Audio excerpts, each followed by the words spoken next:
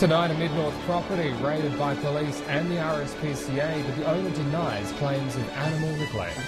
And the Navy called in to see just how deep is the Gulf. This is Southern Cross News with Tim Hatfield. Good evening, but first tonight, Iron Road's $4.5 billion mining project has been approved by the state government. Jay Weatherall today signing off on the Eyre Peninsula mining lease, which will create nearly 2,000 jobs.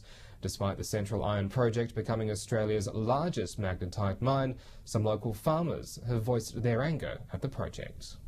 $1 billion green light for the Eyre Peninsula. It is a dramatic day for South Australia's magnetite strategy. The Premier today signing off on a multi-billion-dollar iron ore project to be located just north of Port Lincoln. Iron Road will create nearly 2,000 jobs and inject millions back into the local economy. Connecting the Eyre Peninsula to the world's markets through a modern rail link and through a deep water port will have important spillover effects, not just in the mining sector, but in other sectors of the South Australian economy. The project will see annual exports of 20 million tonnes of Eyre Peninsula minerals to the world. This type of commodity, this type of iron ore is unique and it has great capabilities for our greatest trading partner, China. The project has been 9 years in the planning and local advisor Tim Scholes is excited at how it will impact the region. This provides a diversity of opportunity. We think of jobs with a couple of thousand jobs under construction and 700 jobs under operation.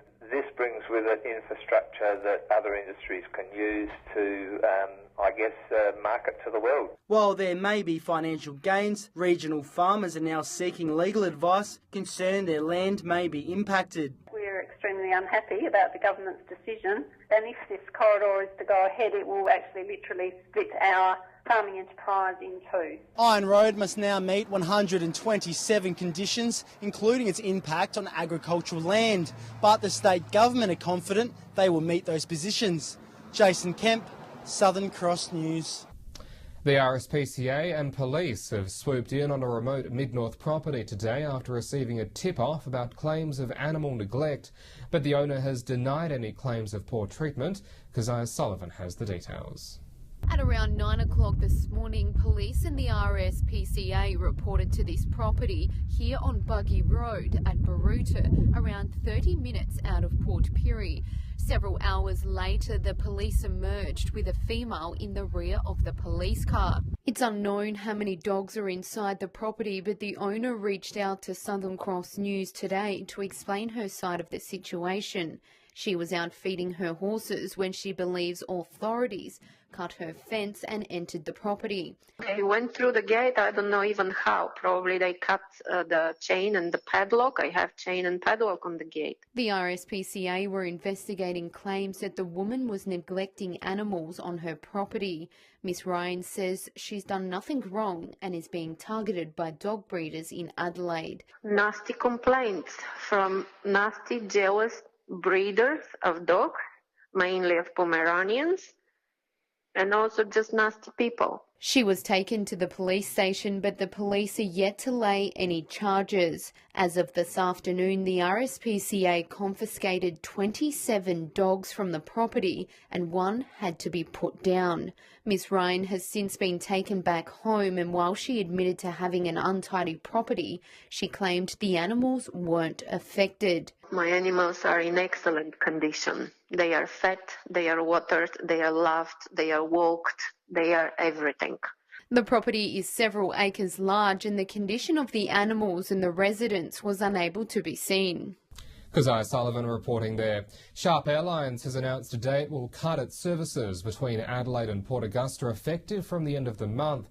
The airline's director said after 8 years of running the route, the company feels it's adequately serviced instead by Qantas and Rex. The airline will now focus on other areas of its business, including fly-in, fly-out services to mine sites.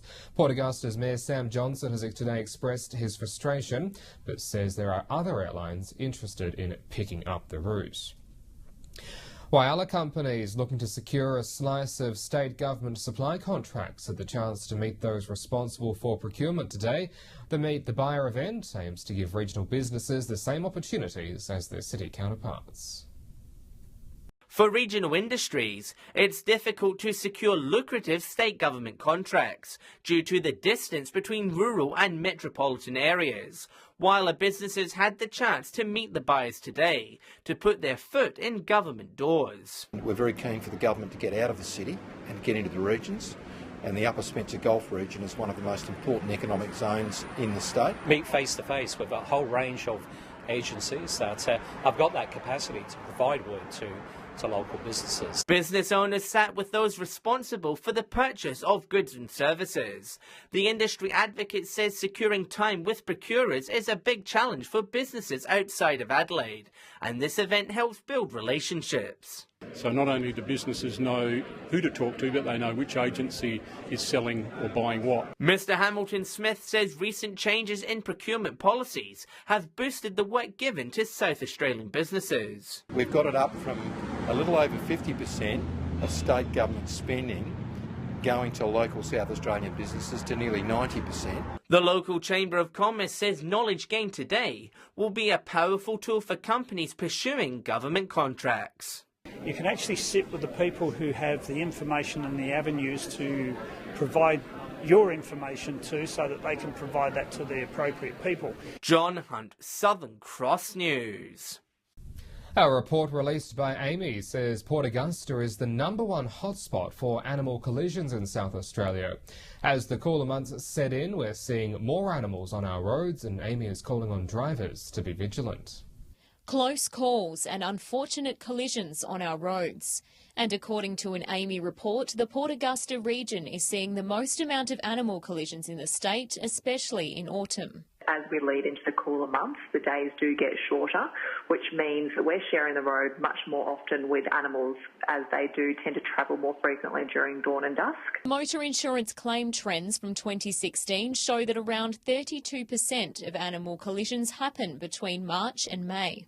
Which means, commuters are on their way to work in the morning when the roads might still be a little bit foggy, and it's more often they'll see animals during those times. Port Augusta is followed by Mount Gambier and then the town of Morgan, with kangaroos making up 86% of animal collisions, followed by cattle and emus. If they do see an animal crossing on the road, we do encourage them to slow down, but avoid swerving if possible. If they do swerve, it does increase the chances of colliding with another vehicle or another object. Yet in the unfortunate case of hitting an animal and it's badly injured, drivers can contact their local vet and even the police. Because they can come out and humanely euthanize the animal. Most of all, motorists are encouraged to put their safety first. Safety is important too. Kangaroos can be quite nasty if you come across them, and they are injured and have quite bad injuries. Amelia Simpson, Southern Cross News. Well, stay with us. Still to come in tonight's local news, the Navy called in to see just how deep the Spencer Gulf is. We'll tell you why next.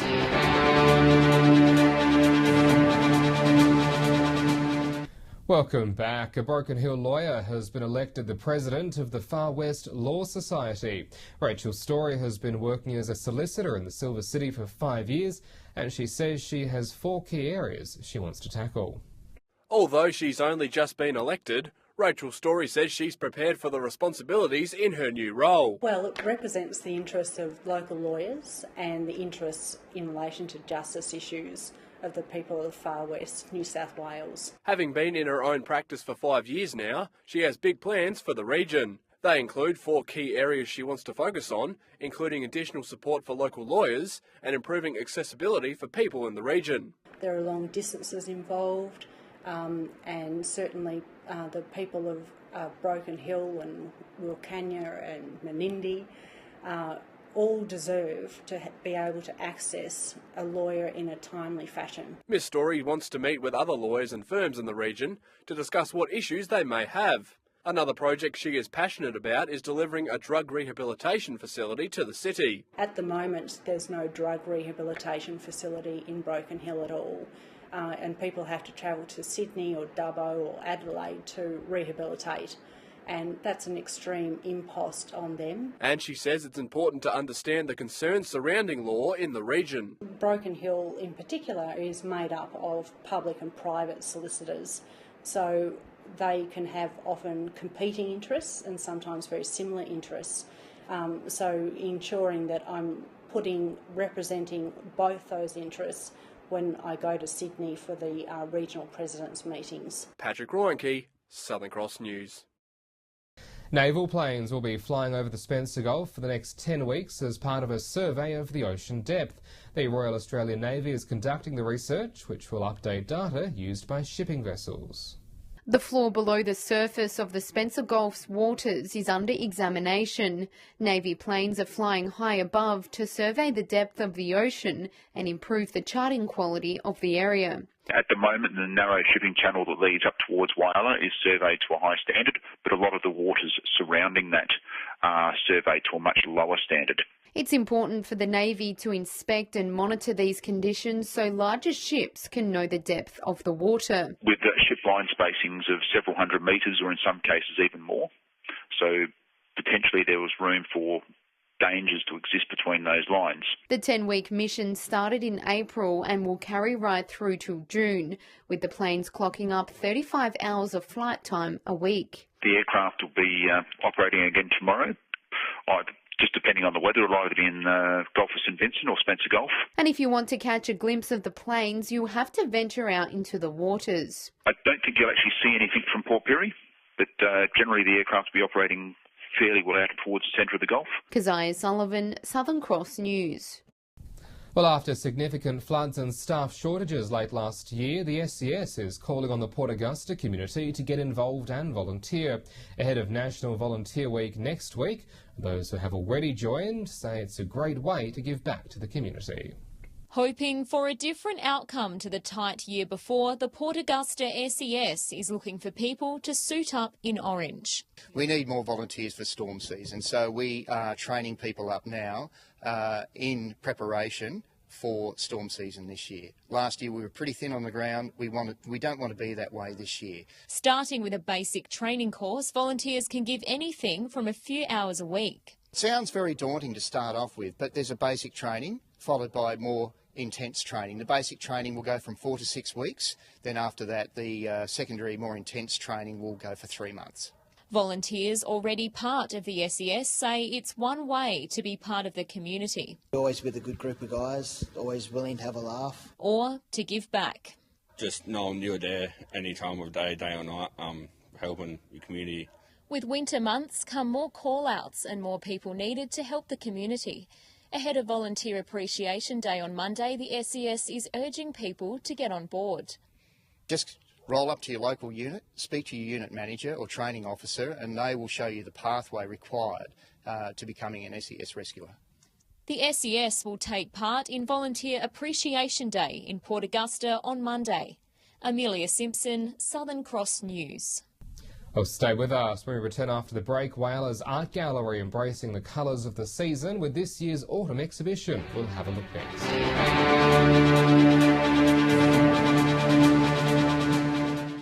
The Port Lincoln Euphoria Cinema is asking for the community to show some support in hopes of assisting their efforts to support local young people.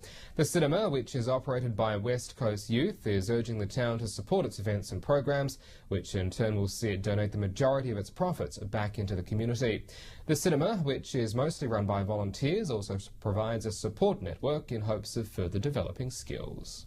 We're hoping to bring it back to empowering the young people, giving them the necessary skills that they need to be able to get other jobs in the community.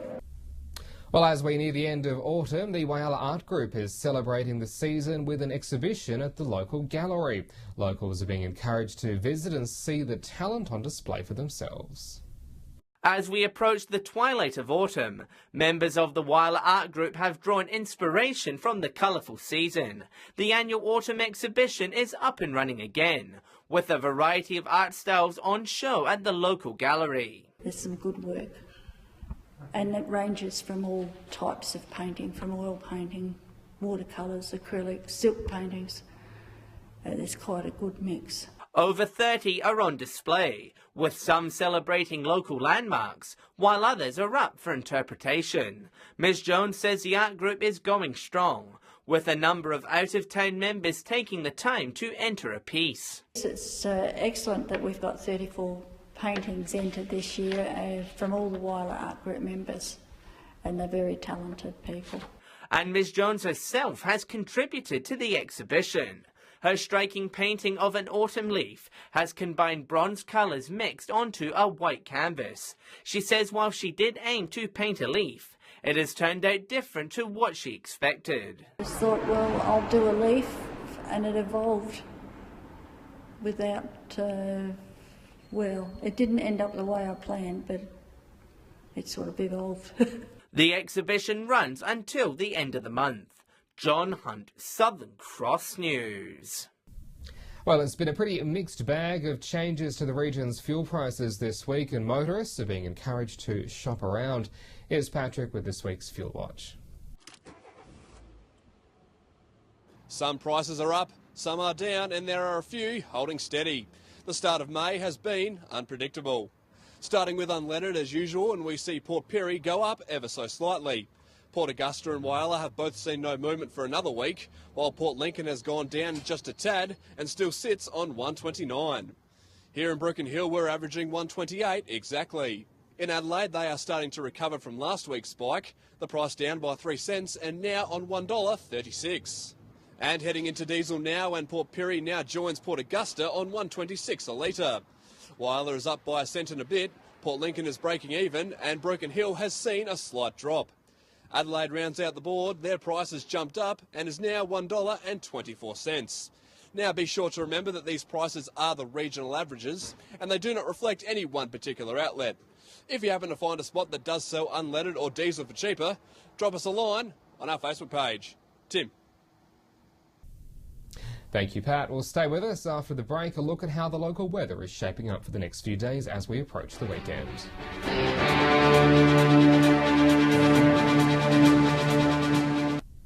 Looking at the weather now, and these autumnal conditions continue. Not too warm, not too cool, and plenty of sunshine. 19 the top in Port Augusta and Port Pirie today, with 18 for Whyalla. Port Lincoln also 19 with some clearing showers, and a sunny 17 in Broken Hill.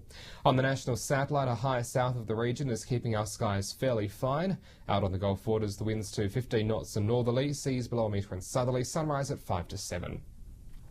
So pretty good into tomorrow, sunny and mild across the board, 19 for Port Augusta and 18 for Whyalla. Port Lincoln the warmest, looking at the top of 20, 19 also for Port Pirie, 18 for Broken Hill.